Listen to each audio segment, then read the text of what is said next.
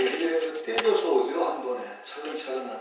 그것도 밀었던 순서대로 먼저 오는데 떼져서 오는 바람에 아주 그때는 아주 혼이 나죠. 지난달 오늘 또 글 하나 또 써준 게 하나 또 있다. 한 지난달 말까지 아주 죽을 뻔했습니다. 네. 뭐 밤을 한 이틀을 세웠더니 딸하고 그냥 나이 먹어서 밤새면 안 된다고. 그런데 밤이 뭐 안 세울 수가 없었어요. 이제 거의 이제 오늘 글 하나 써주면 이제 아주 급한 일은 끝날 텐데 그 가운데 하나가 여기 보림선언 2인연인데 이기영 박사님이라고 계세요. 돌아가신 저희 선배 어른이시지만 그분이 세웠던 한국 불교문화원이라고 있습니다. 창립 50주년이 됐는데 그 기념 행사를 한다고 불교계 그냥 5사람을 모시고 강연을 저쪽에 그 국제 총무원에 있는 국제 회의장인가 거기서 했는데 5사람이 이제 나왔습니다. 저도 그날 가서 참 많이 배웠죠. 그 전공자들 불교에서 심리학하고 과학하고 뭐 연결시키는 그런 얘기도 많이 듣고 그래서 야, 이 전문가들은 다르구나. 그런데 다들 뭐 뛰어난 분들을 모셨는데 저는 거기에 낄 사람이 안 했던 것 같아서 그 소개를 하면서 가장 저명한 분들을 모셨다고 하길래 불교계 무식한 도깨비 가운데서는 가장 제가 유명합니다 그랬죠. 무식한 도깨비 중에서는 제가 좀 유명하다. 다 불교 학자고 뭐 그런 분들이 많이 나왔으니까 물리학자도 나오고 그러다 보니까 참 저도 많이 배우고 그랬는데 그때 이제 한 얘기가 이제 제가 전화로 그 인연이 그 이기영 박사 아드님이 원장을 하고 있는데 여기서 띄우는 유튜브에 음원 파일을 띄우시죠? 네. 영상 파일이 아니라 그 음원 파일을 들으시고 뭐 공감이 되셨다고 하면서 그래서 전화가 와서 제가 쓰라 그래서 글도 쓰고 발표도 했습니다. 근데 참 그러고 보니까 여기 음원 파일을 듣는 분들이 있고 또 한편으로 가만히 생각하면은 제가 이 보림선언에 가서 강의한다는 걸 굉장히 명예롭게 자랑을 하고 다녀도 될 것 같다는 생각이 듭니다.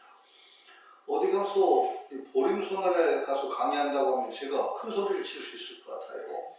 뭐 보니까 안 사람도 어디 뭐 저에 다니고 그러는데 그냥 뭐 공부하는 분들이 많아도 보림선언 팀들만큼 공부 열심히 하는 분들이 없었고 또 없고 거기서 제가 강의한다면 큰 소리 쳐도 되지 않을까 하는 그런 생각을 했습니다. 그날도 무식한 도깨비 가운데서는 용감하다고 다 학문적인 걸 하지만 저야 학문적인 거 가지고 제가 뭐 하겠냐고 그래서 제가 신행 생활하면서 느꼈던 얘기들을 좀 정리해서 얘기를 했더니 씩씩하셔서 좋다고 제일 뭐 박수를 치시더라고요. 그런 분들이 있었어요. 그래서 이제 가장 핵심적이었던 게 제가 이제 늘 얘기하듯이 두 개의 병을 벗어나지 못하면은 불교가 안 된다. 뭐냐? 하나는 깨달음 병이고 하나는 마음 타임 병이다. 깨달음 병이 아주 심각하다. 우리가 깨달음이라는 것과 깨달음 그러니까 그 깨달음이 자비와 지혜라고 할 때 지혜 쪽인 줄 알아요. 암과 연결, 그렇지 않습니다. 불교가 자비와 지혜의 종교라고 하면은 깨달음의 두 측면이 자비와 지혜라고 봐야 됩니다. 근데 깨달음이라는 용어 때문에 자꾸 지적인 추구나 이런 것이 깨달음이라고 생각해서 그러는데 그거 아니고 깨달음은 절대 지적인 추구가 아닙니다. 깨달음의 두 측면이 지혜와 자비다. 이렇게 알아야 올바릅니다. 그러니까 지혜의 추구를 통해서도 깨달음을 성취할 수 있고 자비의 실현을 통해서도 깨달음을 성취할 수 있습니다.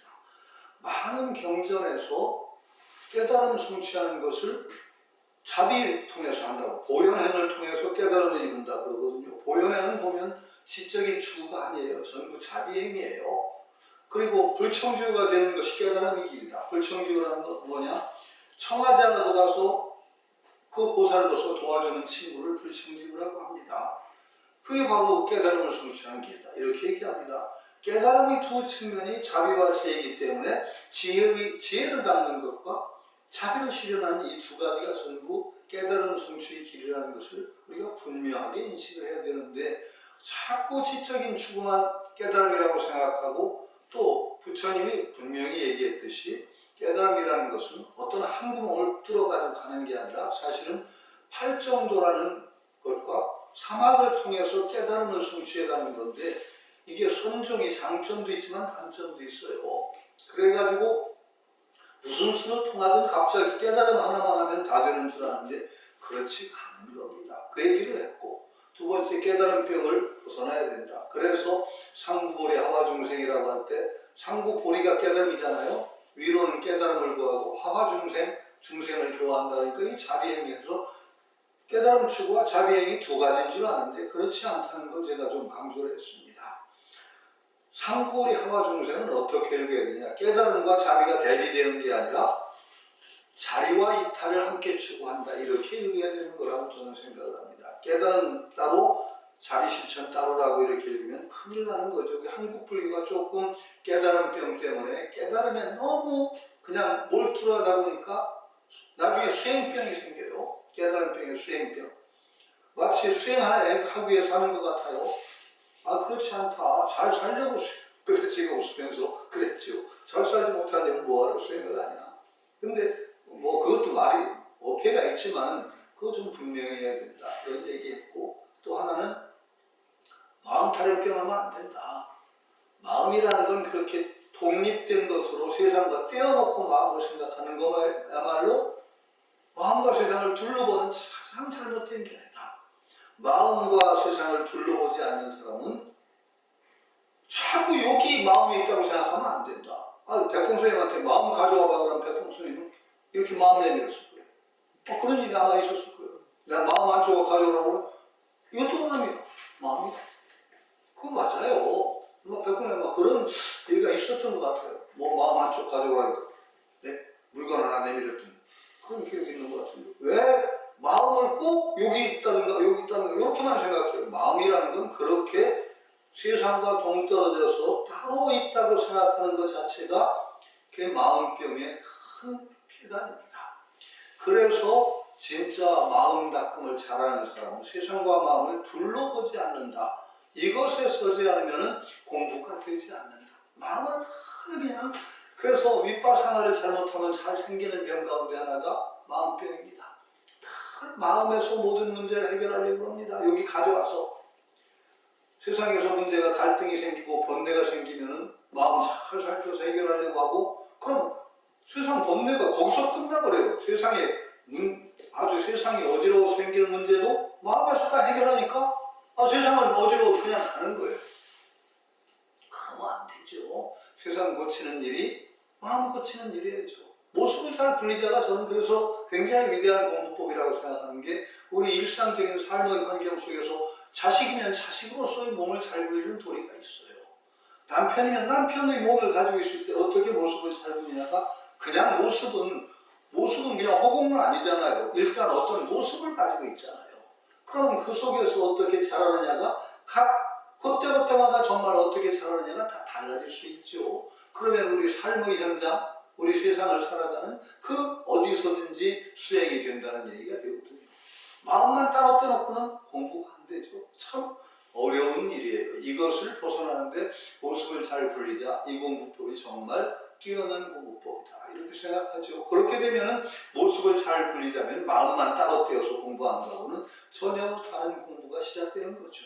그러니까 세상과 마음을 둘러보지 않는 것의 시작이 모습이라는 것에서 매달리지 않는 상을 얘기하고 그걸 잘 분리는 거기서 묘용이 나오는 그런 분도 있습니다. 그래서 제가 마음 타령병을 벗어나지 않으면 불교 공부가 거꾸로 된다라는 걸 강조했습니다. 제발 좀 우리 불교가 부처님 정신을 제대로 되살리는 것은 유마경의 정신에 있다. 둘이 제가 계속 강조하는 게 유마경의 핵심이 뭡니까? 둘이 하는 거거든요. 마음과 세상 둘, 깨달음과 깨닫지 못한 둘, 중생과 부처 둘, 번뇌와 보리 둘. 이에 매달리는 순간에 우리는 공부 제대로 못합니다. 정말로 가장 출발해서 불이라는 입장을 확고히 세우고 날 때 우리 공부가 올바른 길을 간다라는 그런 얘기를 제가 했고 그래서 하여튼 그 호응이 괜찮았습니다. 아주 고생을 했는데 남들처럼 좀 학문적으로 쓰려다 포기를 했어요. 내가 불교학자도 아니게 왜 남 흉내를 내 식으로 하자 그랬다가 결국 그렇게 끝났습니다. 오늘은 또 오늘 마무리해 줄 글은 또 그거네요. 불교 문화라는 많이 나가는 잡지인데, 제가 편집위원이다 보니까 제가 제의를 했죠. 도대체 욕망이라는 거 제대로 보지 않으면 안 되겠다. 욕망을 버려라 차원에서 자꾸 되니까 불교가 자꾸 그냥 욕망 버리고 살 에너지를 못 찾고 해가지고 안 된다. 그래서 욕망을 재조명하자고 그랬더니 어떻게 제안이 채택되는 바람에 제가 좌장이 되어버렸습니다. 그래서 좌장으로서 한 꼭지 쓰지 않으면 안 되는데 오늘까지는 꼭 써줘야 될 것 같습니다. 그래서 제가 늘 강조하는 것이 그것이요, 욕망은 그냥 버린다고 해서 버려지는 것이 아니다. 그러니까 번뇌와 보리가 둘이 아니듯이 욕망과 서원이 둘이 아니다.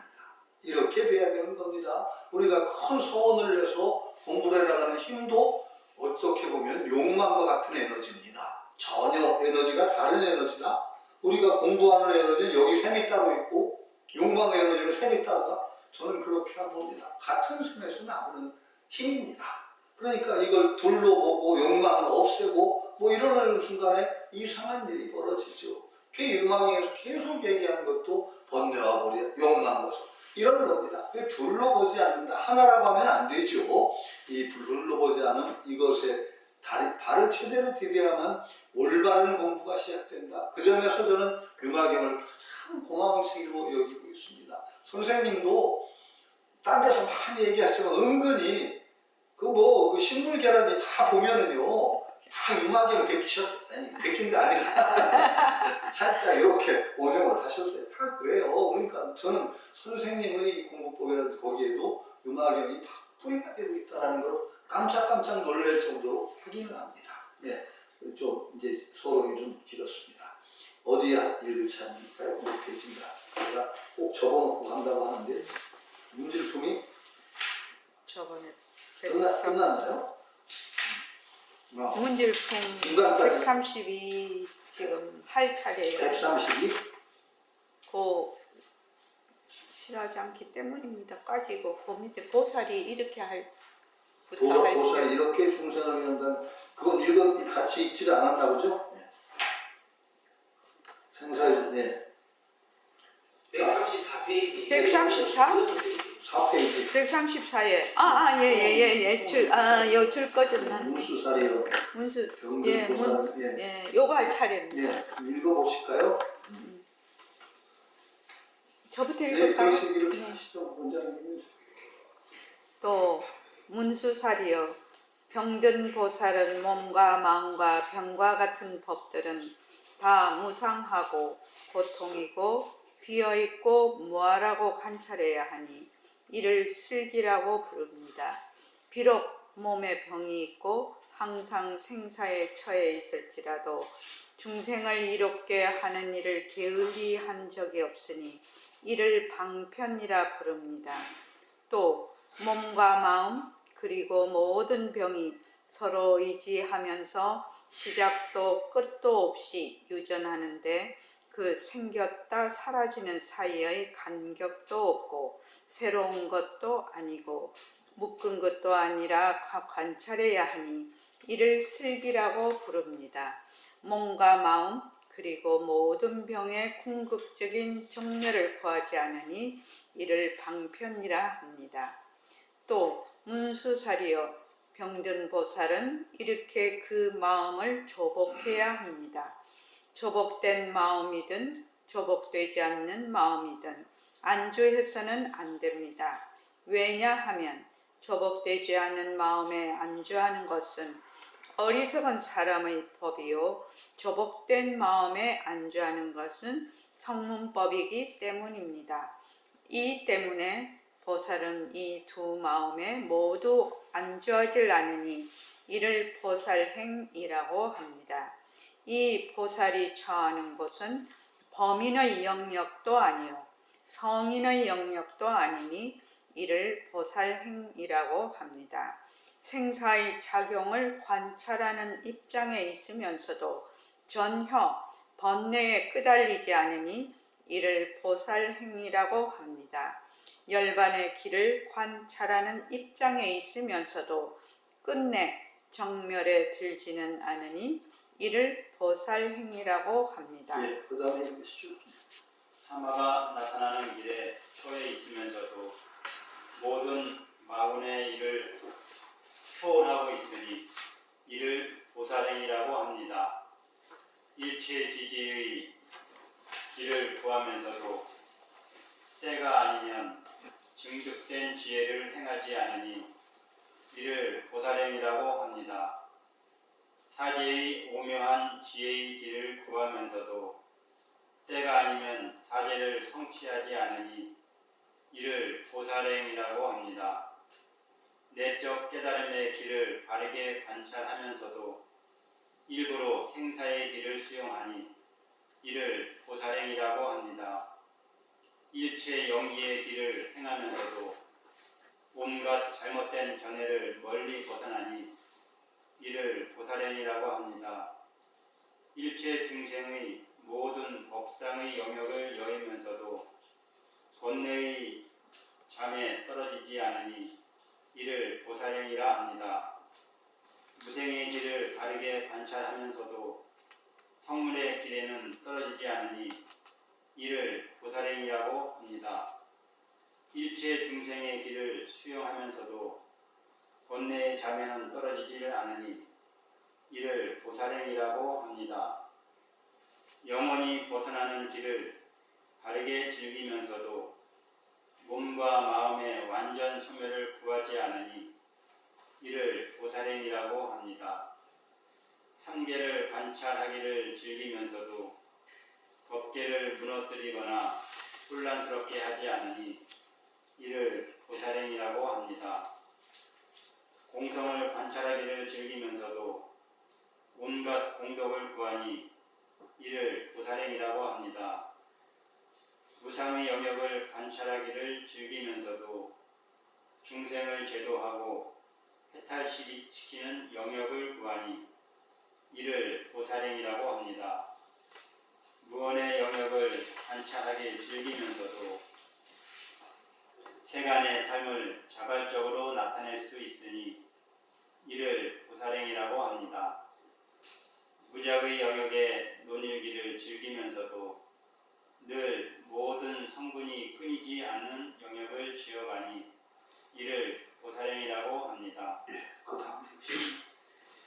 여섯 바라밀의 영역의 논일기를 즐기면서도 모든 중생의 마음의 활동과 오묘한 지혜의 표현을 향해가지 않으니 이를 보살행이라고 합니다.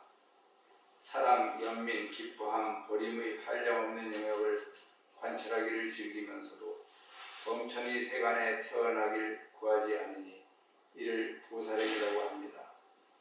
육신통의 영역의 논일기를 즐기면서도 물질의 영역을 증득하는 대로 나아가지 않으니 이를 보살행이라고 합니다. 모든 법의 영역을 건립하길 즐기면서도 삿된 도의 영역에는 반연하지 않으니 이를 보살행이라고 합니다.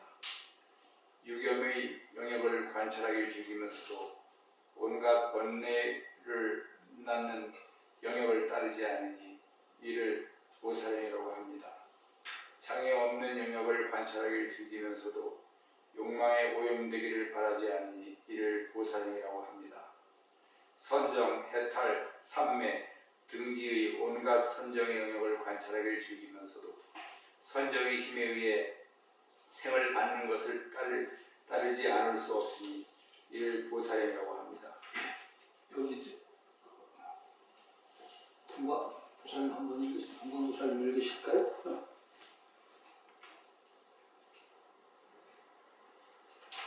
상념초 영역에서 논이는 걸 즐기면서 몸, 지각, 마음, 법에서 자유로워지는 영역을 구하길 즐기지 않으니 이를 보살행이라고 합니다. 사정단 영역에서 논이는 걸 즐기면서 착한 법과 착하지 않는 법 사이에 어떤 차별도 두지 않으니 이를 보살행이라고 합니다. 사심조구 영역에 논이는 걸 즐기면서도 쉽사리 자유자재로 변화하는 신통력을 행하니 이를 보살행이라고 합니다.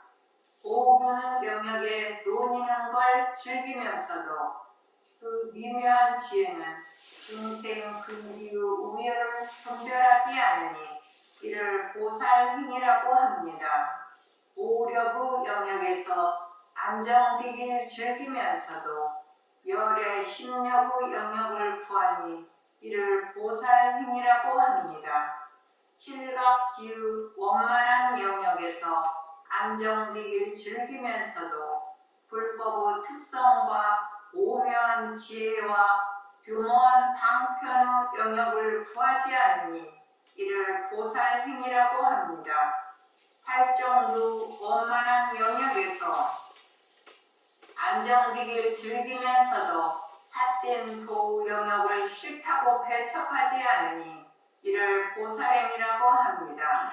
그다음에 형적과 관조의 자량이 되는 영역을 구하면서도 궁극적으로는 정멸의 영역에 떨어지지 않으니 이를 보살행위라고 합니다. 온갖 법이 생멸상이 없다는 걸 관찰하길 즐기면서도 상으로서 그 몸을 장엄하고 갖가지 불사를 성취하니 이를 보살행위라고 합니다. 성은승, 독각승의 이유를 나타내길 즐기면서도 모든 불법의 특질에서 벗어나지 않으니 이를 보살행위라고 합니다. 예, 마무리는 김광빈님이 하실까요?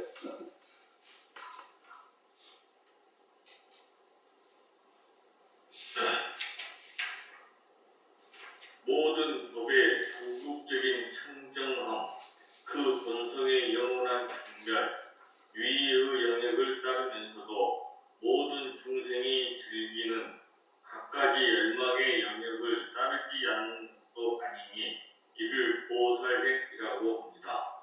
모든 불국토가 그 본성이 공격하여 생성도 파괴도 없는 소금 같다는 걸 관찰하기 즐기면서도 갖가지 공덕으로 장엄한 불국토로 모든 중생을 이롭게 하는 실천을 하지 않는 것도 아니니 이를 보살행이라고 합니다. 모든 불법이 경륜으로 불려져 대열반으로 들어가는 불사를 나타내기를 즐기면서도 보살행의 차별적인 길을 수행하지 않는 것도 아니니 이를 보살행이라고 합니다. 무구칭은 이렇게 모든 보살들이 행하는 보기 드문 일들을 설하였다. 그러자 문수사리가 데리고 온 무리 중 800명의 선자가 무구칭의 설법을 듣고 모두 안욕 따라 삼약삼보리의 마음을 일으켰다. 예. 계속 자세하게 이제 분별해서 여기 뭐 모든 불교 수행법이 다 나왔습니다. 심력, 사무회, 뭐 사정근, 뭐 사념처 이런 다 들면서 계속 두 가지 얘기를 하죠. 뭐 이러면서도 이러지 않는다. 이걸 다 얘기하면 정말 하나만 얘기해도 굉장히 할 텐데 아니 구체적으로 하면 우리 수행하는데 어떡하자는 얘기예요. 이렇게 물어야 됩니다. 우리 수행할 때. 자 이제 병 얘기부터 시작했으니까 아파요. 아프면 어떻게 해야 돼요? 아프면 아픔을 이질적으로 거기서 떠나야 돼요? 치료받아야죠. 치료받아야 돼요. 참 치료받아야 되죠. 아픈데 치료 안 받으려고 하는 병이 제일 큰 병이에요. 제일 큰 병이에요. 인정을 해야 돼요. 아프면 아프구나. 아픈 걸 전문적으로 치료하는 사람은 누구예요? 의사예요. 자기가 의사하려고 하지 말고 의사한테 가야 돼요. 가능하면. 제가 제 자랑이 아니라 제가 못난 점인데 제가 왜 우울증 알았다고 얘기 드렸었죠. 네. 우울증 정말 참 황당하게 왔죠. 우울증이 40년 동안 하루에 2갑을 담배를 폈거든요. 부지런히 폈죠. 제가 거기만은 부지런했어요. 하여튼 어떻게 담배만 부지런했는지 2갑이면 40갭입니다. 그 자는 시간 한 8시간 빼고 40개비를 핀다고 생각하면 대개 몇 분에 하나씩 펴야 되는지 계산 나오시죠? 예? 8시간 빼고 16시간 하면은 그 하여튼 10분, 20분 그 사이에 계속 피는 거, 어떤 때는 줄담배 피고, 그래야만 하루에 40개를 핍니다. 그러니까 참, 내 주변에, 나중에 나는 이거 담배 필 때는 모르다가 끊고 나서 참 반성이 됐어요. 내 주변 사람들이 얼마나 괴로워했을까. 그 지방에서는 애비니까 함부로 못하고 그러니까 참았을 거고, 학교 가면 교수라서 이제 또 참았을 거고. 누가 우리 집에 왔다가 한 사람이 인상 깊은 얘기를 하더라고요. 저기 남현동에 살 때인데, 제 방에서는 담배 그래도 양심이 있었는지, 연기 안으로 들어가는 게 좀 미안했던지, 방에 베란다고, 미안한 방인데, 베란다에다 환풍기를 달았어요. 그래 담배를 피우면 담배 연기가 바로 그냥 베란다로 빠져서 환풍기로 쫙 빠져서 집 안으로 안 들어가게. 그러니까 누가 왔다가 그 기억이 난대요. 선생님 방에 환풍기 다는 거 보고 정말 꼴초라는 걸 절감을 했다고. 하루에 2갑을 40년을 피던 담배를 갑자기 끊었죠. 그것도 재밌어요. 어느 날 차를 몰고 집에 가다가 이제 10년째 됐어요. 딱. 차를 몰고 집에 가다가 갑자기 생각이 드는 거예요. 내가 좀 자유롭게 얽매이지 않고 살려는 주인데 어디에 잘 얽매이지 않고 그러다 보니까 좀 홀랭이라 사람이 좀 그런 점이 있는데 얽매이지 않고 살자는 게 기본인 사람이 왜 그렇게 담배에 얽매여 있을까? 이건 좀 내 기본에 어그러지지 않느냐? 그래서 차를 몰고 가다가 끊어버리자. 담배에서 이제 벗어나보자. 그래서 집에 들어가면서 그 생각을 하고 집에 들어가자마자 이제 안 사람한테 제가 한 얘기예요. 오늘부터 나 담배 끊어. 그랬더니 깜짝 놀라게 정말이 그래 끊어. 지금도 며칠 전에 제 책장을 서랍을 열다 보니까 담배가 있어 한갑이.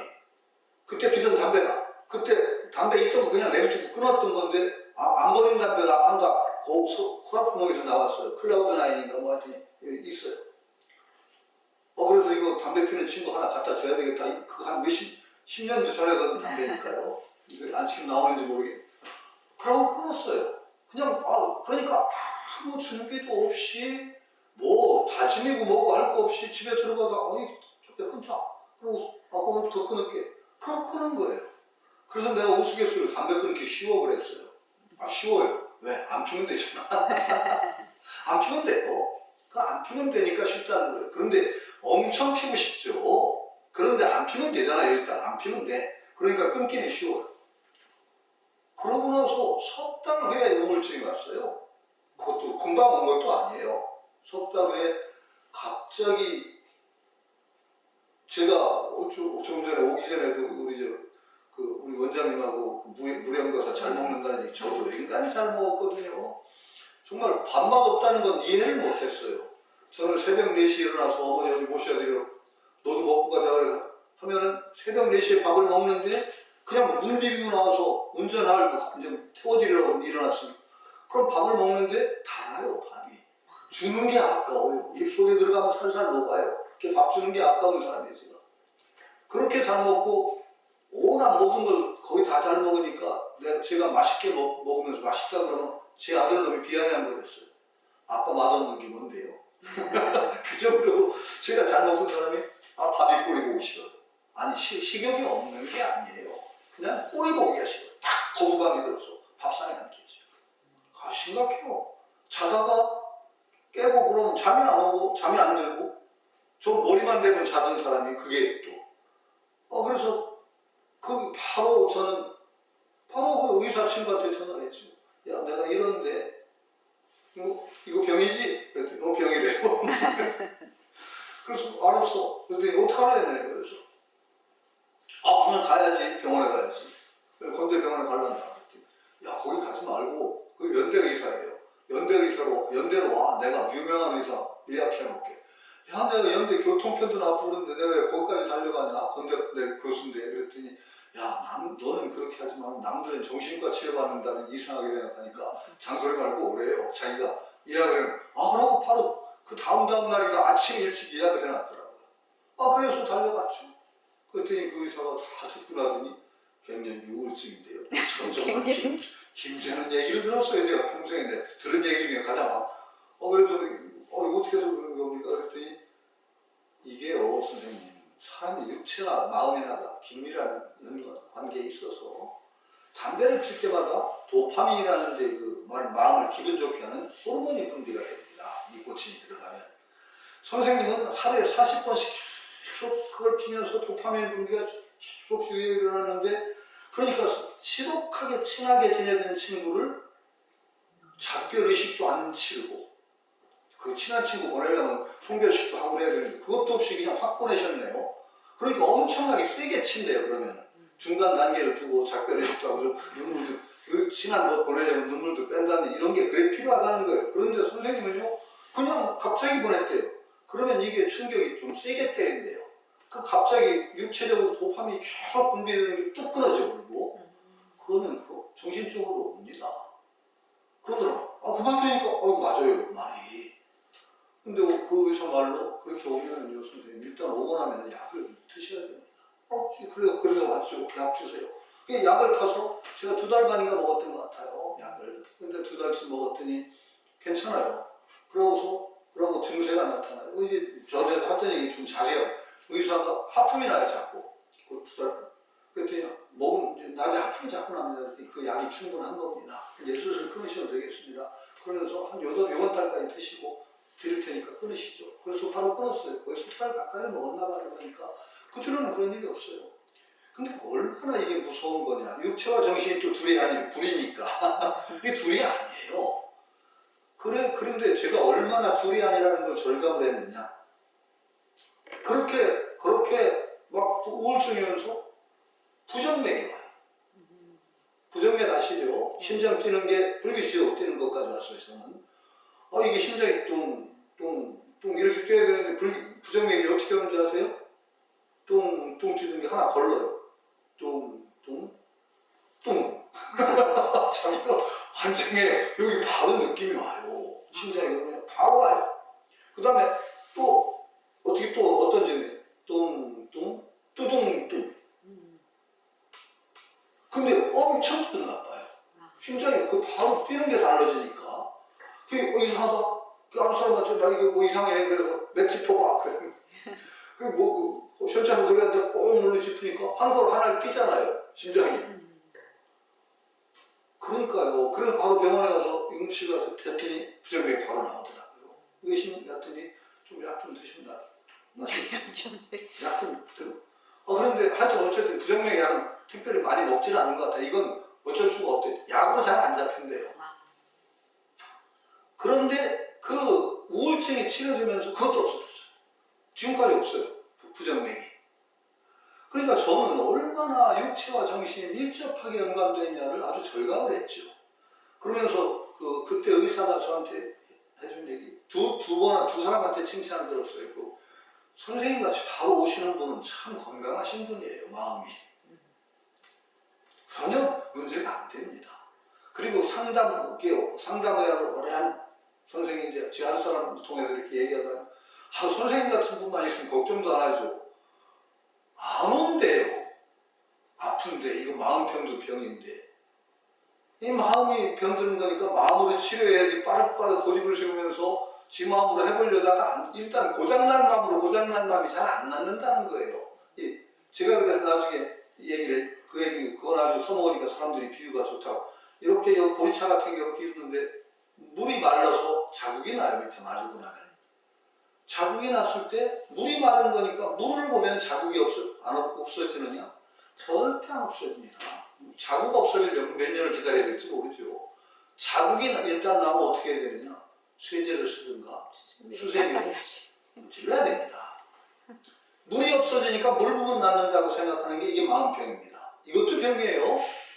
그러니까 건강한 마음이라는 건 뭐냐? 병이 있으면 바로 그걸 거기에 맞는 치료법을 수용하는 것도 이게 건강한 마음입니다. 둘로 보지 않으니까 저는 된다고 생각해요. 마음과 몸이 둘이 아니다. 마음병이나 몸병이나 똑같다라고 저는 생각을 하거든요. 그러니까 그 전문가한테 상담을 받아야지. 그랬더니 저는 석 달도 안 되고 2달 반쯤 먹은 하여튼 바로 떨어지고 지금까지 뭐 그런 증세 없습니다. 그리고 쉽다는 거죠. 상담하는 사람도 그러더라고요. 선생님, 그런 분들은 걱정이 없어요. 이 마음으로 난 게 아니라 그냥 싫고 배르고 용을 쓰다가 결국은 이게 곰고 그래가지고 그래서 오니 그거 치료하려면 굉장히 힘듭니다. 선생님 초창기 바로 가니까 바로 낫죠. 이런 얘기를 하더라고요. 이게 무슨 얘기냐? 둘이 아니라는 게 중요한 겁니다. 바로 둘이 아니라는 관점을 건강하게 가지면 육체도 마음도 그렇게 다뤄지는 거예요. 아니 그게 고장이 나니까 부정맥도 오는 거 보세요. 이게 무서운 겁니다. 저는 느끼는데 마음과 몸이 저는 비교적 좀 긴밀하게 연관되어 있지 않나 싶어요.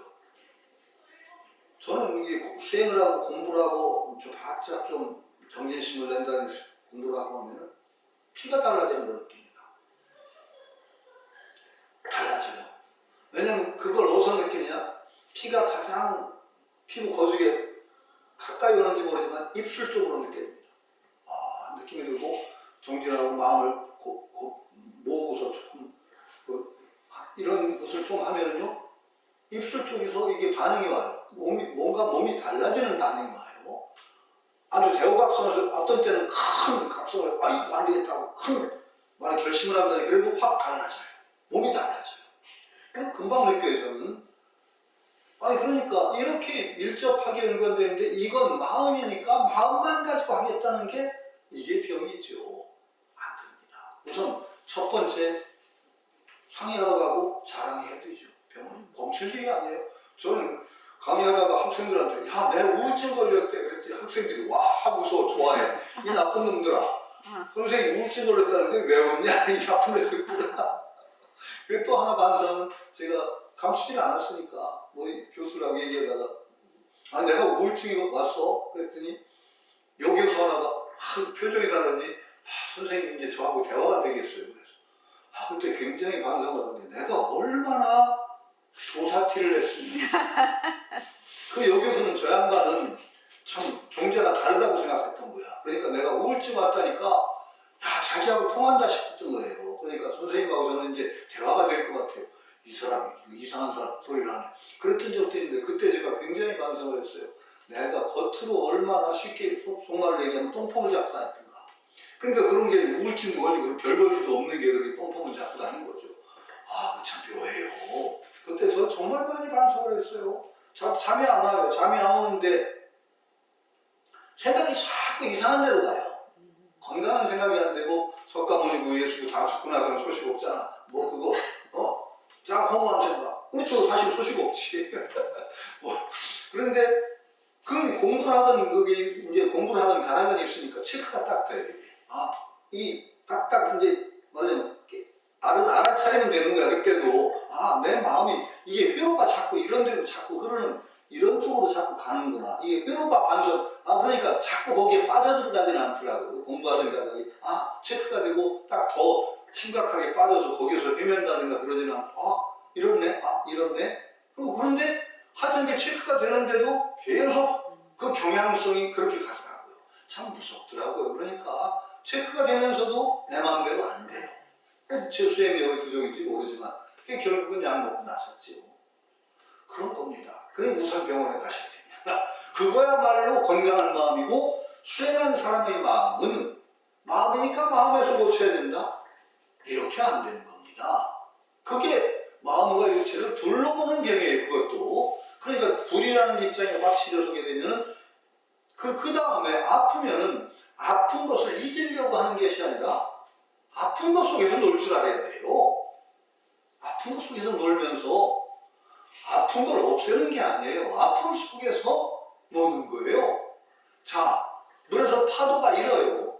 파도를 없애려고 하지 말아요. 파도가 있어도 무리예요. 파도 타기를 하는 거예요. 우리 감정을 죽이고 나서 거기서 정멸을 얻어서 거기서 괴로움을 벗어나려고 하는 순간에 이게 또 병이 돼요. 자꾸 이것을 잊으려고 떠나려고 하는 게 병이 돼서 계속 또 누르면 누를수록 터지는 겁니다. 그건 절대 그러면 안 돼요. 싸움하지 말라고 제가 계속 강조드리죠. 파도 타기를 하는 거예요. 파도 타기를 잘 하는데 이게 바로 물이에요. 파도가. 그 위에서 논이는 것이지 이 파도 다 없애서 이거 감정도 없애고 아픔도 다 없애겠다? 이 병이 생기면은 이게 또 이중병이 나와요. 계속 그래서 여기서 강조하는 게 계속 이 얘기를 요렇게 하고 저렇게 하고 요렇게 하고 저렇게 하고 있어요. 많이 보세요. 처음부터 보면은 134쪽에 보면 궁극적인 정멸을 구하지 않는다라든가 말하자면 조복된 병든 보살은 조복된 마음에 안주하려고 해서는 안 된다. 그것도 맞아요. 조복된 마음을 다 항복시켜서 그냥 튼튼하게 해서 그런 데서 전혀 영향받지 않는 성을 구축해놓고 거기에 들어앉으려고 하는 순간에 이게 또 병이 돼요. 진짜 건강한 사람은요, 도인이라는 건 그런 게 아니에요. 파도 타는 거예요. 파도를 없애려고 영 쓰지 않아요. 아니 어떤 때는 정말 집중 수행을 다 할 때는 파도가 차요. 그래서 정말 그때 되면은 그 번뇌가 뭐 일어나도 그것이 다 물이라는 걸 확실하게 볼 수가 있죠. 우리 평상의 삶은 계속 파도 타게 하면은 파도에 휩쓸려 다니라고 물인 줄 확인을 못해. 정신을 못 차려. 근데 어느 때 정말 집중 수행을 하고 그 정에 탁 참에 들어본다니 막 정진하다 보면은 정말 이것이 아무리 요란한 번뇌도 결국 뿌리가 없다는 걸 확실히 알게 돼요.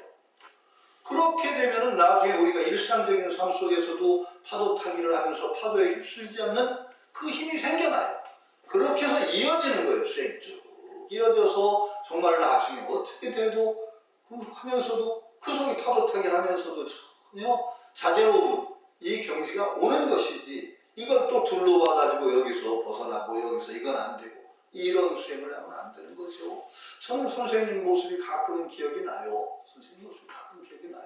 그때 동네 사람들하고 어울려서 어떤 데 가끔 가다가 술을 막걸리 받아놓고 농촌에서 농가니까 뭐 명절 때면 동네 사람 불러서 마당에서 윷놀이도 하고 노는데 선생님이 얼마나 잘 노시는지 몰라요. 아이고 정말 가관이야. 우리가 선생님 표현을 이런 가관인데 막 윷놀이 하면서 뒤로 던졌다 푸 던졌다 아이고 막 그냥 그렇게 장난을 치는데 그렇게 천진하고 즐거울 수 없는데 그 속에서 뭔가 느끼게 돼. 또 아픈 거 얘기하면 선생님 아픈 건 또 오죽하니 아팠어요? 선생님이 오죽만. 그건 업이에요. 선생님 업이라는 건 벗을 수가 없는 거예요. 선생님 평생 술 마시고 뭐 그런 거 좋아하셔가지고 우리하고 죽도이라고 위해서 그 방도 있는 우리 정진하고한테 선생님 갑자기 밖에 들어오셔서 아랫목에 이불 속에 쏙 들어가시더니 이렇게 우리 앉은 걸 보더니 갑자기 야 너희들은 낮이 좋으냐 밤이 좋으냐 그러시더라고. 갑자기 무슨 말씀입니까? 오늘 누군 낮이 오고 난 밤이 좋다. 그래 왜 밤이 좋으세요? 술 마시고 아무 데나 오줌 쌀 수 있잖아. 선생님도 아니에요?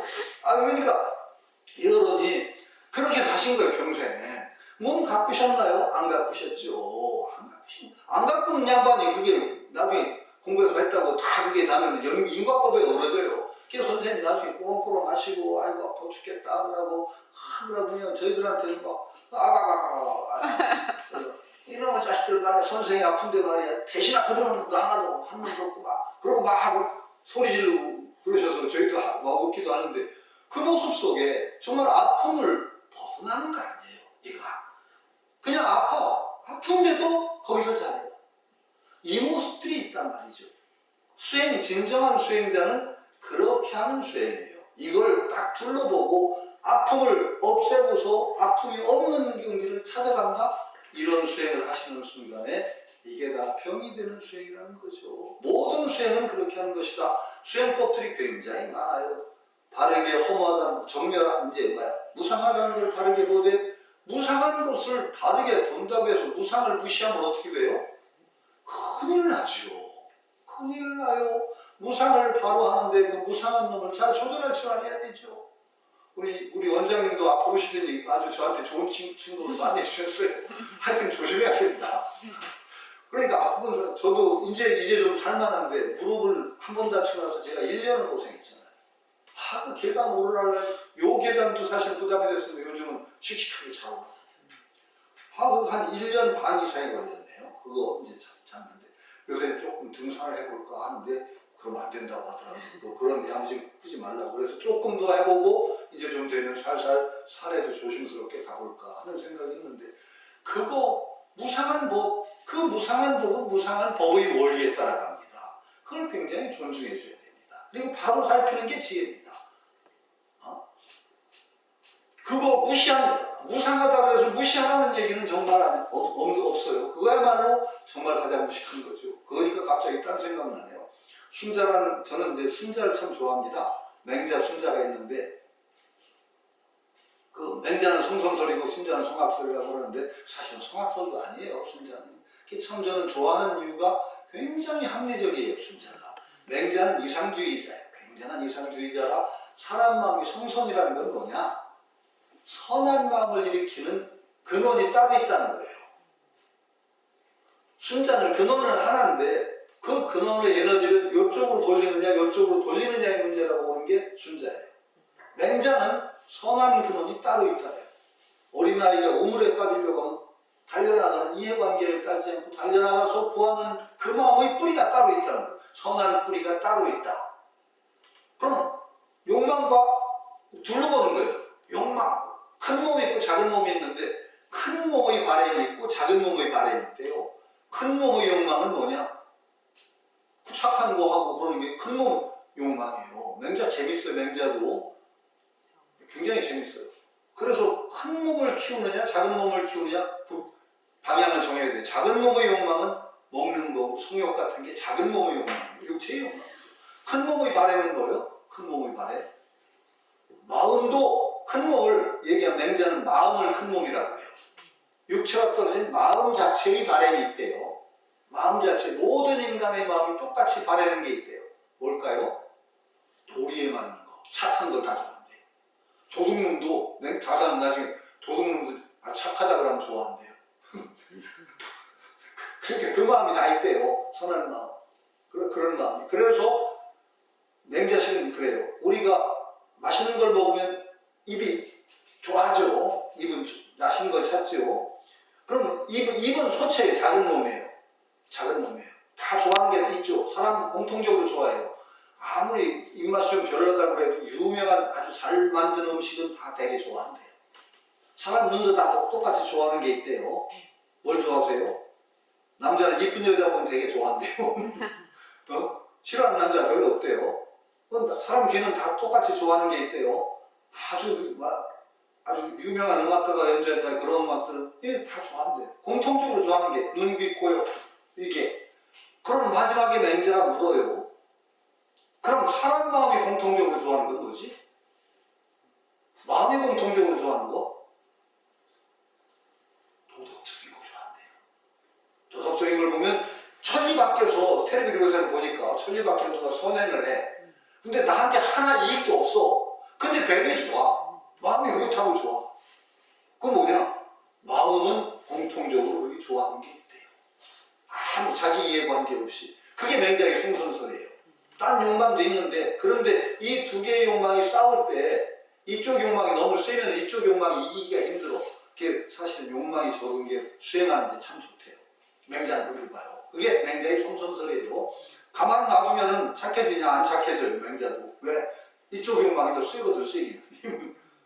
식색을 먹는 거 찾고 성적인 거 추구하는 그게 더 세니까 좋은 걸 찾아가는 것보다 이 힘이 됐으니까 방치하면 다 많이 해요. 안 돼요. 그러나 뿌리가 다른 게 있다고 하는 게 맹자예요. 순자는 그런 게 없다.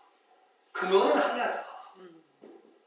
이걸 어떻게 잘 유도를 해서 선한 쪽으로 이끌어내느냐의 문제지, 선한 쪽을 지향하는 욕망이 따로 있고 악한 쪽을 지향하는 욕망이 따로 있다?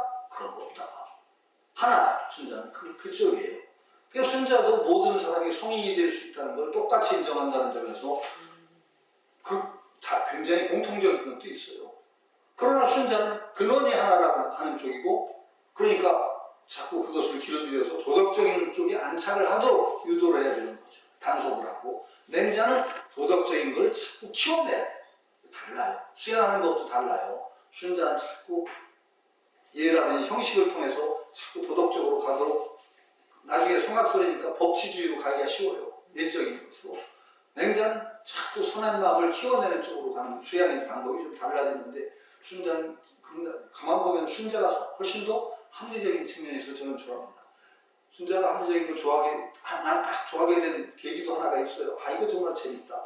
순자는 아주 합리적인 산 구멍에서 막 바위에서 이상한 소리가 들리기도 하고 그런 소리 소리가 현상이 나타나면 어떻게 해야 되느냐? 이상하다고 생각하면 된다. 두려워하면 안 된다. 아, 참 얼마나 멋있어요. 이상하다고 생각하는 좋아. 아, 산에서 막 이상한 뭐 바위에서 막 소리가 난다니 뭐 이런 기현상들이 생기면 이상하다고 생각하면 된다. 두려워하면 안 된다. 거기서 이제 기우제를 지내면 왜 비가 오냐? 순자에 물어놓고 안 지내도 온다. 아, 순자가 그래요, 진짜. 안 지내도 온다. 그런데 거기서 끝났으면 제가 순자를 그렇게 안 좋아하는데, 그럼 왜 지내냐? 그럼 왜 지내냐? 기우제의 효과가 있대요. 사람의 애타는 갈망을 다스려줄 필요가 있대요. 비가 왔을 때. 기우제를 통해서 그걸 다스리는 건 충분히 기우제의 효용이 있으니까 기우제를 무시하지 말라. 그러니까 얼마나 합리적이에요. 안 지내도 오는데도 지내야 될 것까지 얘기하는 게 참 무서운 분이라고 했어요. 그 순자의 말 가운데 제가 그 얘기를 꺼낸 이유는 순자가 한 말 가운데 제가 아주 또 재미난 소인배를 무서워하지 않는 것은 일이나 승냥이를 무서워하지 않는 것 같다. 참 무식한 짓이야. 군자는 내가 좀 잘못을 해도 봐준대. 넘어간대. 소인은 잘못하면 반드시 물어뜯는데 보복을 한대요. 소인을 두려워해야 된대요. 군자는 오히려 내가 잘못해도 다 너그러워서 소인은 안 된대요. 그러니까 절대 소인을 무서워해야 된다. 소인배를 무서워하지 않는 것은 일이나 승냥을 무서워하지 않는 것 같다. 아, 진짜 그 말을 끊어서 제가 성질이 좀 나쁘거든요, 저도. 그러다가 아주 반성을 했어요. 그 다음부터는 저 사람하고는 상종을 못하겠다. 내가 막 소인인지 아닌지는 몰라도 내가 딱 그러면은 제가 어떻게 되느냐? 지극히 공손해집니다. 그분한테는 다른 사람보다 더 공손해져요. 길에서 만나도 인사를 더 잘. 배웠어요. 그거 굉장히 중요하다. 그 대신에 그 사람하고는 어떤 선이상은 얘기를 안 하지. 딱. 그러나 절대 표 안 냅니다. 그리고 오히려 더 공손하지. 말도 더 부드럽게. 소인은 물어뜯어요. 반드시 물어뜯어요. 내가 그런 걸 봤거든요. 함부로 막 걸고, 저런 자식이냐고 막 무시하고 하다가 돈 팽통 당하는 걸 제가 여러 번 봤습니다. 그거는 자기 업보입니다. 자기 업보입니다. 그래서 이게 무시하면 안 돼요, 절대. 무상한 것은 무시해도 안 되고, 육체라는 건 절대 무시할 때 해당이 아니라 보듬어 가야 되는 겁니다. 잘 불려간다는 게 그런 의미가 있다는 거죠. 여기서 수없이 얘기하는 수행법 같은 거, 수행법도 많이 얘기하는데, 수행법도 그렇게 수행하는 겁니다. 수행법을 따로 아주 절대적인 금과 옥조처럼 이것을 절대 지켜야 된다? 수행 안 됩니다. 수행법을 잘 살필 필요는 있어요. 여러 가지 수행법이 있어요. 김성철 교수라고 참 아까운 분이 돌아가셨는데, 얼마 전에 돌아가셨죠. 중론. 예? 중론. 하시고, 아니, 그 다음에 여러 가지 하셨죠.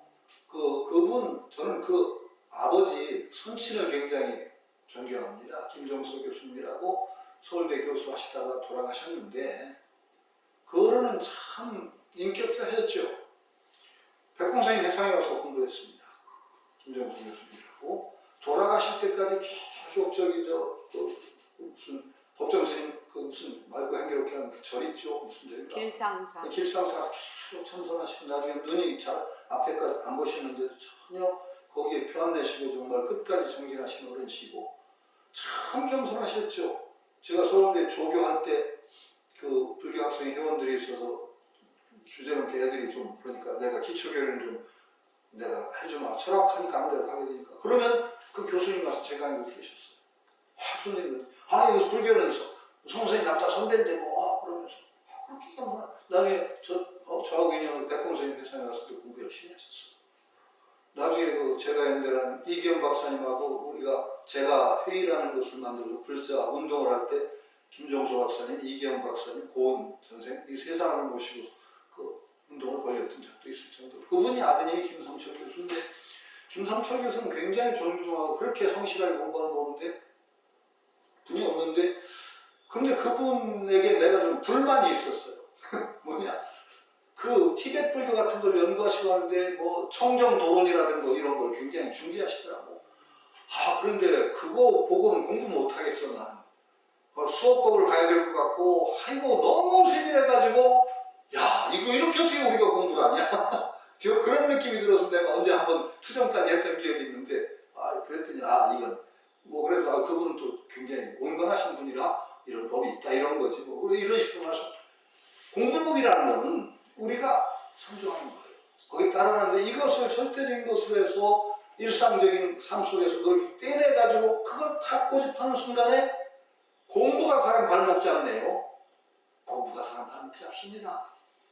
그래가지고 공부 망칩니다. 공부법은 법으로 알고 적당히 해야 됩니다. 그것도 법으로 딱 세워진, 언어로 세워진 법은 절대적인 게 절대 없습니다. 또 그렇게 알고 공부를 해야 되는 거죠. 사실은 그런 법들이 너무너무 많아서 그게 장애가 되기 때문에 선종이 나온 겁니다. 교리뿐이 아닙니다. 선종이 나온 두 가지 이제 그 선종의 의미를, 우리도 이제 여기 일종의 선문입니다. 백공 선생님이 특이한 어떤 수행법을 얘기하셨지만 기본적으로는 선문인데 선문의 특징을 제대로 알지 못하면 공부 안 됩니다. 선은 왜 선이 중요한가요? 그냥 청정도로에 수많은 수행체계가 쫙 있습니다.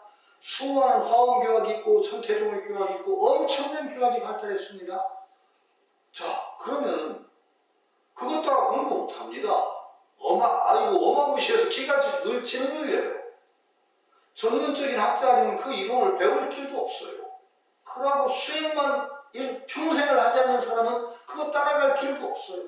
그러면 일반 대중들은 어떻게 되나요? 일반 불교 신도들은 포기 상태가 되죠. 저건 우리는 못하는 거야. 우리는 복이나 잘 씻고 그러고 나서 하다가 내 생에 어떻게 좋은 인연 만나서 일찌감치 동진 출가해가지고 평생 그거 할 때 그런 거 하지 지구성을 어떻게 해? 그러게 되는 거죠. 그러니까 이산해연 스님 발언문 읽으면 제가 안 된다고 계속 강조하는 이유가 이산해연 스님 발언문에 보면 계속 말투가 그래요. 투가 그래요. 내 생에 동진 출가 수행하자는 거예요. 읽어보신 분 난 제가 예전에 감동을 했거든요. 젊은 시절에 그 이산해연 스님 발언문을 읽고 저는 감동을 했어요.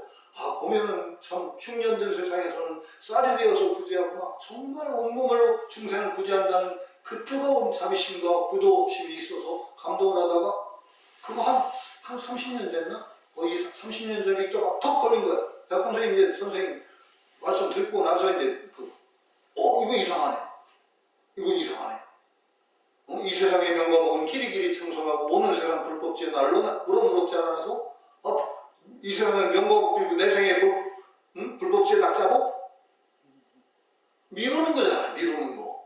그다음 계속 내 생에 동진 출가해서 이 발언문은 효과가 없다는 게 여실히 드러났죠. 증명이 됐어요. 왜 드러났냐? 그렇게 그 발언문 읽고 수행하시는 분들이 꽤 많은데 왜 우리나라 스님들이 안 나와요? 동진 출가한 스님들이 왜 이렇게 안 나와요? 이미 많이 돌아가셔서 이 땅에 50만도 안 돼. 그 발언문 읽고 내 생에 동진 출가해서 수행하겠다. 그렇게 수십 년 전부터 발언하셨던 분 왜 하나도 안 와요? 지금 한 해 조계종 스님 몇 명 출가하시는 줄 아세요? 50명. 망합니다. 그냥 가만두면 망합니다. 200명 이상 출가해도 이 숫자도 유지 안 됩니다. 근데 이 한혜연 스님 발언문에 계속 동진 출가하던 발언문을 그렇게 읽어댔으면 효과가 벌써 와서 막 동진 출가하는 스님들이 막 늘어나야 텐데 안 늘어나는 게 증거가 없었죠. 그렇죠. 그런 식으로 말하자면 수행병 나고 수행에 짓눌리고 교리에 짓눌렸을 때 한 발에 친 거잖아요. 선종이. 직진심 현성성불이다. 직진심 현성성불이다. 돼지 잡던 백정도 칼 놓고 바로 입지성불이다. 언제 그렇게 수많은 계단을 밟아가냐? 1초지기별해지다. 한 번 뛰어서 부처땅에 들어간다. 이게 선종이에요. 무서운 얘기죠. 그러니까 모든 중생들에게 성불의 문을 활짝 열어놨죠. 여러분들이 보림성에 와서 수행하고 하는 힘도 결국 거기에 있어요. 그 근원이 어디 있냐? 모습을 잘 보여. 이 수행을 통해서 우리가 부처를 성취할 수 있다는 그 믿음이 있으니까 이 선언이 유지가 돼요. 이거 없으면 안 되죠. 그러나 그렇다고 해서 그 수많은 교리에서 수많은 수행의 단계를 설정하고 이렇게 해야 된다는 것이 의미가 없어졌느냐? 의미가 없어지지 않아요. 선을 해도 알게 모르게 그 수행의 계제가 자기도 모르는 사이에 나는 거쳐져 간다고 생각해요.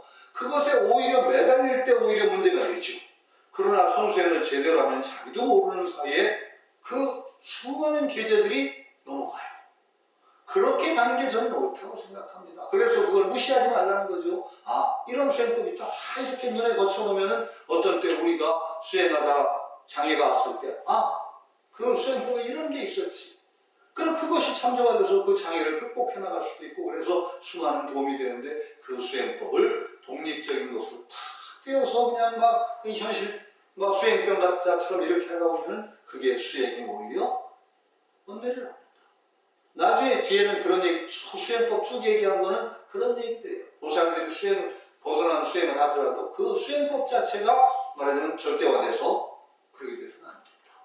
처음에는 몸 수행을 얘기하다가 계속 그런 얘기를 여기 아주 굉장히 자세하게 나왔어요. 10년, 사무에 18불공법, 4년차. 이게 불교의 소승파야 소대생에 다 통용되는 건데, 그럼 수행법의 얘기를 자세히 하는 것은 바로 그런 얘기입니다. 그러니까 이 두 가지, 우리 이걸 자세히 분별하면 끝도 없으니까 그런 식으로 정리를 해야 되리라고 봅니다. 분명하게 정리를 해서 여러분들이 수행을 하실 때는 아까 처음에 얘기한 거, 그게 가장 중요해요. 파도를 없애야 물이 나온다고 생각하면 안 된다. 파도 없애기가 파도가 된다. 파도 없애기 파도를 만들어내잖아. 그런데 파도 또 쉽게 타지지 않아요. 파도 타기가 얼마나 어려운지 해보신 분은 또 알 거예요. 혹시 그 수상스키 해보신 분? 수상스키 처음에 하면 물개나 먹는다네요. 참. 나중에는 이제 물에 능숙하게 되면 외발 타기도 하고 뭐 그래서 제 아는 분이 수상스키에서 외발 타기도 한다고 자랑을 하는데, 그러려면 정말 물속에서 곤두박질도 꽤 많이 치고 물도 먹고. 그런데 그렇듯이 우리가 파도 타기가 쉽게 되지가 않습니다. 쉽게 되지가 않아요. 그러니까 우리가 집중 수행을 해서 어떤 때는 정말로 물이 고요한 상태에서 돼야 정말 이게 물이로구나 하는 절감이 와요. 물이 그 파도가 날 때도 이게 정말 물이라는 것을 실감을 할 때가 있어요. 정말 부러지게 볼 때. 아주 그냥 가볍게 지식으로 하는 것이 아니라 부러지게 알 때가 있어요. 그러면 그 다음에 웬만한 파도가 와도 안 들려. 이것이 돼요. 그러니까 이게 파도 타기를 가장 잘할 수 있게 한 방편이, 저는 모습을 잘 굴리자라고 봐요. 모습을 잘 굴리자. 이게 얼마나 무서운 모습을 잘 굴리는 건 이 파도 타기라는 거예요. 왜 굴리는 거니까. 그 속에서 모습을 잘 굴리다가 새말귀로 딱 자리 잡으면 어떻게 되는지 여러분들이 계속 공부하면서 느끼셨을 거예요. 이게 공부가 됐단 말이죠. 그래서 선생님, 저는 갈수록작 선생님이 참 이 불교계에서 이렇게 새로운 말을 내기가 얼마나 힘든지 아세요? 정말 힘든 겁니다. 백봉 선생님 사도 소리도 꽤 들었습니다. 백봉 사도다 외도다. 제가 그 말 직접 들었어요. 아주 불교계 큰 스님이라는 분이 대놓고 얘기하더라고요. 그분이 내 참 불교가 과학적이래. 그런 사람이 있어. 백봉 선생님 불교가 과학적이라는 얘기는 그 과학이 아니에요. 합리적이라 소리예요. 그걸 갖다 자꾸 과학적이라고 하셨어. 과학적이라. 불교는 말이야 초과학인데 과학적이래. 그만 들은 무슨 불교가 초과학이야. 저는 아니라고 생각하거든요. 그러면서 백봉 선생님이 막 타겟을 해서 막 얘기하시는, 그분 나 꽤 존경하는데 그만 듣고 저는 저렇게 함부로 얘기해서는 안 될 텐데 그런 생각을 했던 적이 있어요. 그러니까 어려운 거예요.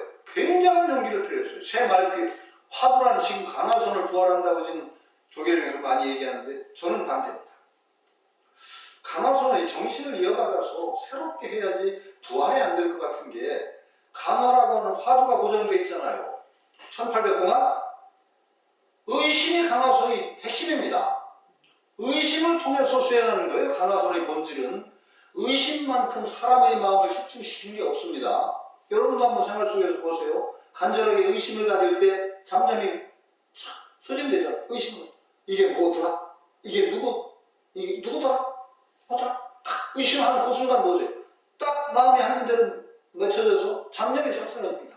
그러니까 잡념을 태우는 데는 의심만큼 강한 효용을 가진 게 없어요. 그래서 예전에는 화두를 화두가 되는 게 정말 그 지식이 막 이럴 때 화두를 그냥 다 파내버리는 거죠. 한 방향으로. 그 의식에 다 몰두가 되니까 나중에는 거기서 그냥 다 타버리죠. 그리고 정말 성상접촉하게 되는 경지가 의심을 통해 성취가 되죠. 의심이 있기 때문에 마음이 죽는 거 아니거든요. 또렷하게 깨어있거든요. 모든 번뇌가 거기서 다 타버리거든요. 접촉하거든요. 성성접촉, 성접 등지가 의심을 통해서 이루어지는 게 화두의 저는 본질이라고 생각합니다. 그런데 나중에 1800 공안이 나와가지고 그 공안 가지고 의심을 하라니 의심이 안 일어나. 선생님도 참 드물게 하신 거예요. 무자 화두를 하셨대. 근데 선생님 무식한 분이거든요. 선생님 진짜. 아마 거의 돌아가실 때가 반야심경 다 한눈으로 못 외웠을 것 같아요. 진짜예요. 그만큼 무식하셨어요. 성부는 참 똑똑해서 좋겠다고 저를 약간 비꼬셨어. 많은 것도 많아서 좋겠다고 그러셨는데 그러니 갑자기 무자 화두를 받았대. 근데 동기는 막 어떤 하는 의심을 나서 무자를 받는 의심이 안 일어나셨어요. 선생님이. 그게 선생님이 참 독한 분이죠. 그 안 일어나는 물을 때려박듯이 의심을 그랬더니요. 이제 의심이 거꾸로 생긴 거야. 그렇게 때려박아서 의심을. 선생님 같은 분이니까 그 그냥 의심 안 나는 무자를 갖다 그냥 못을 치듯이 박아가지고 의심을 일으켰어요. 나중에는요. 그게 일어나서 이게 죽겠더래요. 이게 떨어지지도 않고 이거 버려야 되겠다 했더니 더 안 버려지더래. 더 달라붙더래. 그래가지고 이제 몰입이 된 거예요. 이제 화두 때문에 돌아가실 것 같더래요. 진짜. 이거 하다가 죽겠다. 그래서 이러면 버려야지 그랬더니 이걸 버려야지 그런 순간 이걸 의식하게 버려지나요? 그게 그냥 더 철사까지 달라붙어서 결국은 화두로 이제 아주 몰입을 하셔도 되셨는데 보통 사람들은요 의심 일으키다가 다 나가 떨어집니다. 조주무자 의심 나세요? 이베타 우리베타 정전백수자 부처가 뜰 앞에 무엇이 닮아가지고 서쪽에서 뜰 앞에 잡나보다 의심이 팍 일어나셨습니까? 도대체 그 배경 지식도 없어요. 그러니까 의심이 아니라 그래서 나중에 의심 일으키느라고 한 세월을 가야 돼요. 그러니까 가장 의심 일으키기가 쉬운 방편이 조계종에 쓰는 게 뭐냐? 이것도 조계종에 또 욕먹해야겠네. 요새 강화선 부흥 운동을 하는데 우선 대놓고 시신마가 화두의 대표적인 화두예요. 시신마라는 화두는 없습니다. 제가 대놓고 얘기할게요. 시신마가 왜 화두입니까? 시신마의 시, 이것이 무엇이 이목구를 할 때 이가 뭐예요? 뭘 이에다 놓는 거예요, 여러분들? 혹시 시신마 화두할 때 이목구 할 때 이가 뭡니까? 이목구의 이목구. 그냥 목구는 아니잖아요. 이목구잖아요. 시신마의 시자잖아요. 이목구의 이는 뭡니까? 뭘? 예? 아니에요. 그게 이목구에 그걸 어떤 사람에 따라 마음을 두는 사람이 있어요. 이에다가 내가 누굴까 하는 식으로 이목구를 갖다가 무엇이 아니요. 이목구에 이것이 뭘까? 할 때 이것이 뭐냐 말이에요. 사실은 이게 참 근본 없는 화두입니다. 이라고 하는 이것이 뭐고? 예. 그럼 내가 먹고 결국은 이것 하는 그게 자꾸 넘어가면 그렇게 하다 보면은 자꾸 자기가 돼버려요. 아니요, 내가 먹고가 아니라 이거. 이 하는 이것. 하는 이것이 뭐고? 그러니까 이것이 나라고 안 하는데 이제 원장님 좀 되니까 그 정도 되지. 이해하다 보면 자꾸 자기라고 생각한다니까 나중에 간다니까요. 지금 이하고 이해하는 거 자기. 이것이 무엇이요? 그게 자기가 아니고 자기라고 안 하는 건 원장님이니까. 이해하는 이것이 무엇이요? 그러니까 이해하는 것이라고 하는 것도 벌써 네. 한 단계 올라가는 분이라는 소리고 대부분은 이해하는 자기라고 생각해. 그럼 나상이 탱탱 불어. 그럼 안 돼. 무서워. 이게 화두 이렇게 하면 안 됩니다. 원래 이목구는 육조 스님이 쭉 얘기하시고 나중에 이목구 그랬어요. 그 이목구가 시신마 여기 나온 건데 참 이거 위험한 화두입니다. 그러니까 저는 가마선 섣불리 부활하려고 하지 마라. 그래서 가마선의 정신을 제대로 부활하려면 우리 주변에서 불교하다가 정말 한전한 의심이 생기는 대목을 찾아가야 된다 얘기하고 그것을 자기 의심을 매결해서 마음을 모으는 새로운 방편을 개발해야 될 거다. 저는 그렇게 생각합니다. 가마선을 진정 부활하려면 의심이 일으키는 수많은 참 불교 지식을 넘어서는 의심, 쓸데없는 잡념이 아니라 정말 불교하는 사람들이 그러면 불교 지식이 무서워 사람들이. 그럼 하다가 불교 공부하다가 이건 도대체 모르겠다고 하는 그 지점을 찾아서 그걸 매개로 삼아서 화두를 한다든가 이런 건 방편 없이 그냥 이목고라든가 아니면 무를 들으라든가 정전 백수자 들으라고 하면 이게 공부가 되나요? 안 되죠. 안 됩니다. 이게 참 무서운 겁니다. 그래서 이게 정말 선생님이 그 화두 한 새말기라고 딱 화두 새화두라는 말이에요. 새화두라고 내세운 건 얼마나 큰 용기가 있었는지 저는 놀랍니다. 그래서 본인 선언이 안 망하고 불러가는 것도 용한 겁니다. 그렇게 새로운 얘기를 한 분들은 대개 질타를 받아서 없어집니다. 여러분들이 불경을 읽을 때 그냥 조심스럽게 읽어야 되는데 그냥 넘어가면 안 될 부분이 많아요. 금강경 읽으시다가 첫 번째 안욕다라 강맥삼보리 힘을 낸 보살은 어떻게 그 마음을 항복받고 어떻게 머무릅니까? 그랬더니 부처님이 뭐라고 하셨어요? 테란스파 모든 중생을 내가 다 멸도시킨다. 그러나 한 중생 또 멸도할 바가 없다. 멸도시킨다. 두 가지가 있어요. 거기는 멸도시킨다. 첫 번째 큰 소원. 두 번째 그러나 한 중생도 멸도될 자가 없다. 두 개인데 뒤에만 강조를 해. 아상, 인상, 중생상이 없어야 된다니까 한 중생도 멸도한 한 중생이 없다. 그것만 강조하는데 앞에는 왜 없어져요? 모든 중생을 멸도에 들게 하리라. 이 소원이 있고 그렇게 해도 실제로는 한 중생도 멸도한 것이 없다. 이 두 가지가 함께 가야 돼. 우리한테 그 얘기 해봐요. 우리가 모든 중생을 다 멸도에 들게 하리라는 소원도 아직 없어. 그런 사람한테 그렇다고 하더라도 한 중생도 멸도시킨 바가 없다라고 얘기하면 그게 말이 돼요?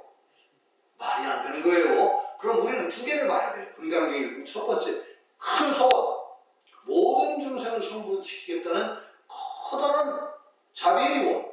그 다음에 그럼에도 거기에 매달리지 않는 아상인 상에 매달리지 않는 그거. 이 두 개가 축이 돼야 되는데 뒷것만 강조해요. 근데 사실은 금강경 일련 양반들이 모든 중생을 멸도에 들게 하겠다는 소원도 하나도 안 썼거든.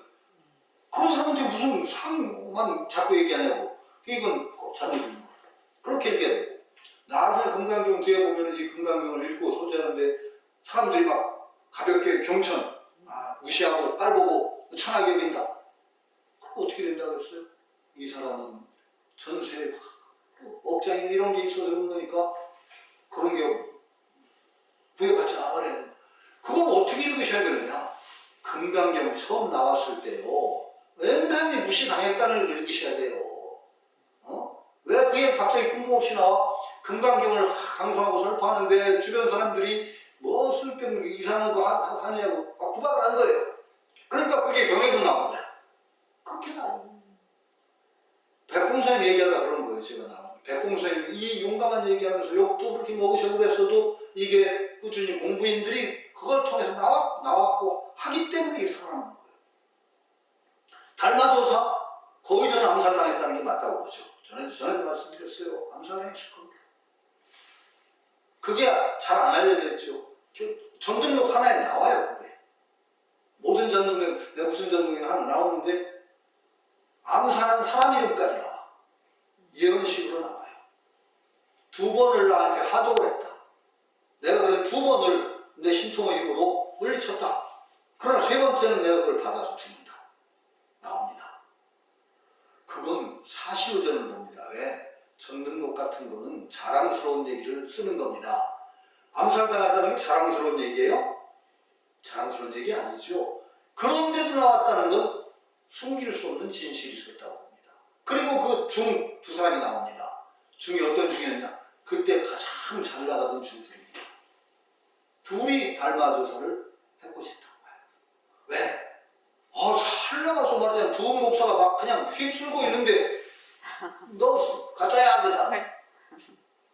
그거 못 참는 거예요. 아마 두 스님이 독살했던 어쨌든 달마조사가 거의 몰아붙였다고 저는 봅니다. 이름이 나와요. 그렇듯이 힘든 겁니다. 그러니까 이 시대에 저는 이 공부라는 모임이 있고 유마경을 이렇게 읽고 공부한다는 게 부처님의 참정신을 일깨워가는 어떤 어려운 일이라고 저는 생각을 합니다. 쉽지 않아요. 우리 나름대로 어떤 정말로 분명한 근거를 가지고 조리적인 근거를 가지고 그걸 수행하는 사람이 있어서 거기에서 이 수행을 통해서 우리 삶을 정말 이끌어가는 힘을 얻어낼 때 백봉선생님의 말씀이 정말 빛을 발하고 거고 그렇지 않고 제가 용하다고 한 게 그렇게 그렇게 받아서 살아왔다는 걸 충분히 백봉선생님 말씀이 이 시대에 빛을 볼 만한 그런 근거가 있다고 하는 거죠. 오늘은 뭐 그런 정도로 하는데 벌써 시간이 더 지나버렸네요. 어쨌든 간에 이 대단히 소중한 가르침이 그러니까 이 대승의 가르침을 정말로 저는 그 대승이라는 게 어렵다고 생각해요. 선생님이 얘기하신 말씀 대승의 본부가 될지언정 소승의 성과를 삼하지 않는다. 그 말 참 무섭습니다. 우리가 정말 큰 길을 걷는 그 마음을 잃지 않는다는 것이 얼마나 소중한가를 새삼 느끼는 그런 자리가 되었으면 합니다. 오늘 여기서 마치도록 하겠습니다.